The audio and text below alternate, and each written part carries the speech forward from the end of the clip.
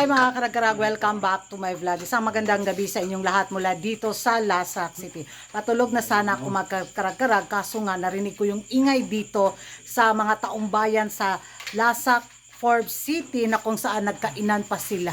Nagluto sila tinibuok na manok. At habang mahina yung signal dito kanina sa mga piso wifi at malakas din yung ulan, ay naku, na-late talaga ako sa mga kaganapan ngayon sa Miss Universe 2025, sa mga pa-iskandalo, sa mga revelasyon na kung saan, oy, friendless galore na pala si si Paring Raul at saka si Uncle. Nagkabati-bati na sila dahil sa isang judge sa Miss Universe 2025. Ito daw yung dahilan kung bakit muling nanumbalik ang friendship galore ng dalawa. So nung makita ko mga karag-karag yung mga pa-eksena, napasisip talaga ako at nasabi ko talaga sa sarili ko, ay yung lahat ng mga pakulo, yung lahat ng iyakan, yung lahat ng mga testimonya, mga paorasyon galore ng Miss Universe organization laban kay Uncle, yung mga imbirnahan, yung mga batuhan ng mga salita bitaw, it's only part sa kanilang game. O, di ba?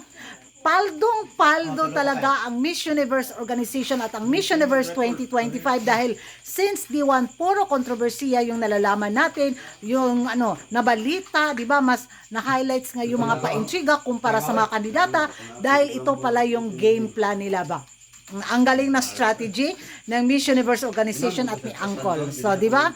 Kuha talaga nila yung kiliti, yung irita, yung gigil na mga beauty pageant lovers bitaw. At kaya eto, sa pagkabati ng dalawa, yun, tuloy na tuloy ang Miss Universe 2025, which is ang pasabog nito is after sa finale ng Miss Universe 2025 sa Thailand. So baka after ng final, magwarla-warlahan na naman ito para tumaas lalo yung rating. So gagamitin lang nila yung mga drama effect nila para sa organisasyon. Paldong-paldo kay sila mga karag-karag. As in, bravo kayo, ang ganda ng marketing strategy nila.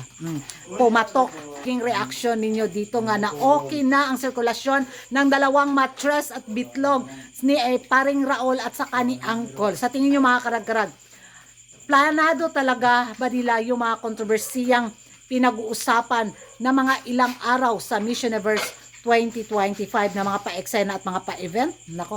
Mag-ingay tayo sa comment section at kung hindi ka pa nakapag-subscribe sa YouTube channel ko, don't forget to like and subscribe ko Karag and hit the notification bell para updated kayo sa mga latest kaganapan at late na intriga sa mundo ng beauty pageant. Ayun na mga karag-karag, di ba? Lafang kung lafang sila, oy, gutom na gutom. So nandito ako ngayon sa kapitbahay namin. Open pa yung nila, supermarket galore nila dito. Nakimaritis lang din ako kung bakit sila maingay dito. Ayun. So, good night everyone. Bye-bye.